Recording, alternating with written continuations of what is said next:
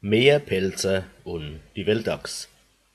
Wann jemand auf de Einfall käm, die Achs von unserem Weltsystem genau und dieblich auszurechnen und in die Landkart auszuzeichnen, da käm's heraus, dass Ackerat im Mittelpunkt vom Pelzerstaat der Punkt leiht, der wo ganz gewiss die Hauptsache auf dem Weltall ist. Der Punkt, wo alles sich drum dreht, was auf der weite Welt besteht. Dort wird die Weltachs eingeschmiert und aufgepasst, dass nix passiert, was in der Welt lauf am End a kleine Störung bringen könnt. Schon seit der Herr die Welt gebaut, ist uns die Weltachs anvertraut, weil mehr von alle Menschenrasse für so ein Amt am besten passen. Wir passen auf, wir halten Wacht, wir geben Tag und Nacht drauf acht, dass niemand kommt und will sie stehlen. Wir schmieren sie und tun sie ehle und putzen sie als glitzeglatt mit Glaspapier und Putzpomade. Drum dreht sich wie selbstverständlich die Weltachs ewig und unendlich.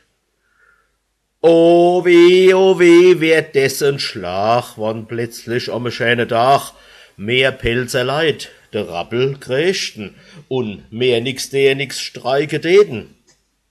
Des Uglück wär net auszumole, do tät uns alte Kuckuck hole, die Erd, die Sonne, der Mond und alles, des grächt am selben Tag, det alles.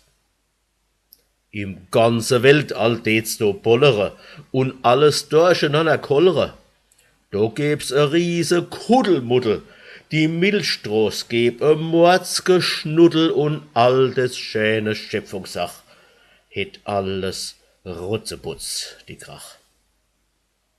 Und drum sagt unsern Herrgott schon gleich am 4. Schöpfungstag, so sagt er, Mond und Stern und Sonn, die drehen sich und glitzern schon.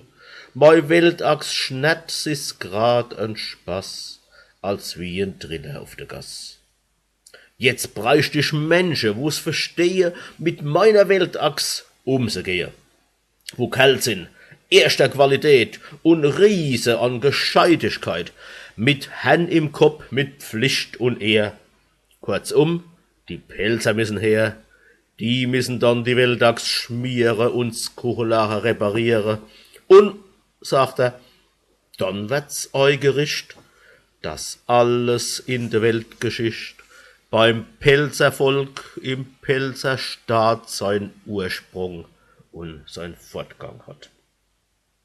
So sagt er, und so ist es kum, und um die Weltachs rundherum do hockt seit viele tausend Jahr sei Pelzervolk und sorgt davor, bei Tag und Nacht und früh und spät, dass Gottes Weltplan richtig geht und dass es Weltall wird gelenkt, so wie sich's Gott hat ausgedenkt. Und was nicht in de Pals passiert, ist Nebensach und hat kein Wert.